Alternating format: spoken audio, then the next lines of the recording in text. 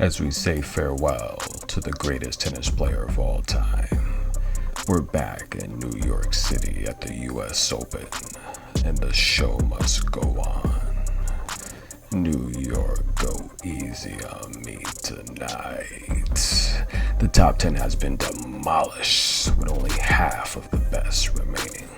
We have Clara Burel hailing from France and Sabalenka from Belarus.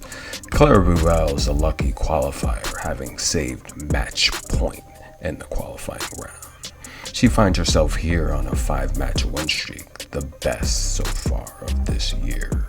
She's a loser on the year, 14-20, but she is a winner on hard at 7-5. She beat Mendez, Toronto, Dua, Rybakina, Wimbledon champion, and Alison Van Upwick, the giant, chopped her down.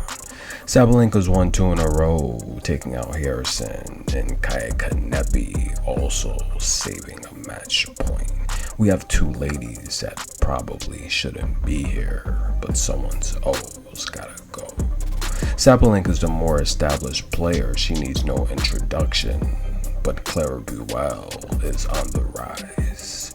Burel is averaging 2 aces per match, but gives them back in double faults. She wins 56% of her service games on average, 35% of her return games. She gets 62.9% of her first balls in play. When she has the opportunity to break opponents, she's pretty solid, doing it at 50%. She saves 52% of her own break points when she's under pressure point situations. Burel from France, bonjour, comment allez-vous? She is the much better clay player. This match is on hard.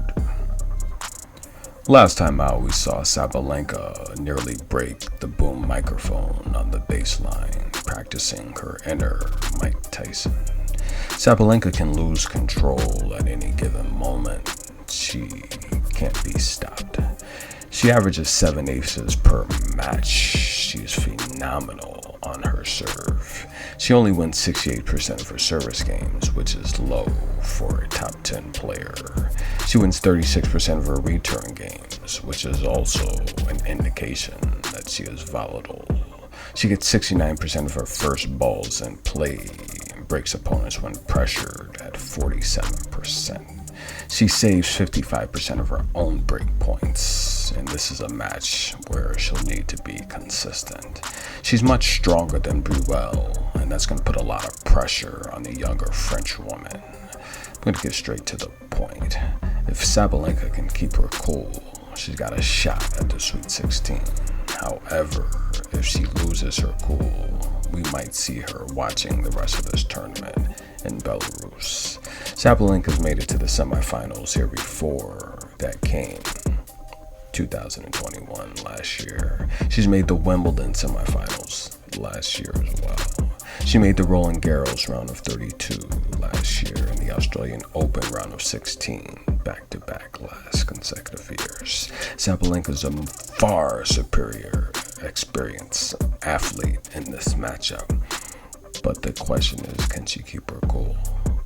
I like Sabalenka to defeat Clara Burel in the first set for the best value. Next up, we have a hard-hitting affair, and we're going to keep it in France. Bonjour, comment allez-vous? Elisa Cornet, one of the best to ever do it.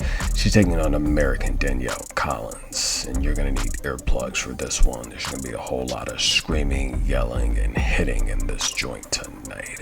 Elisa Cornet needs no introduction, but well, let's do it anyway. She's made the US Open round of 16, Wimbledon round of 16, Roland Garros round of 16, and this year her best achievement at a major, making the quarterfinals in the Australian Open, ladies and gentlemen. Elisa Cornet is big time, super big time. She goes hard in the paint. With her defense, she is unstoppable at times. She's relentless. She has great stamina, great IQ, and we saw her take out the reigning and defending champion Emma Raducanu.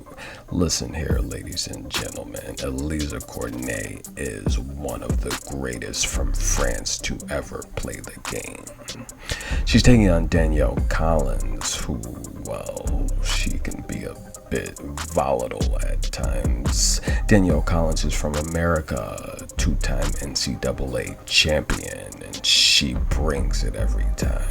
She made it clear she was not a child phenom. She had to work hard for everything that she has, and it shows, taking out two-time US Open champion Naomi Osaka. Alizé Cornet is 22-20 on the year. She's barely a winner.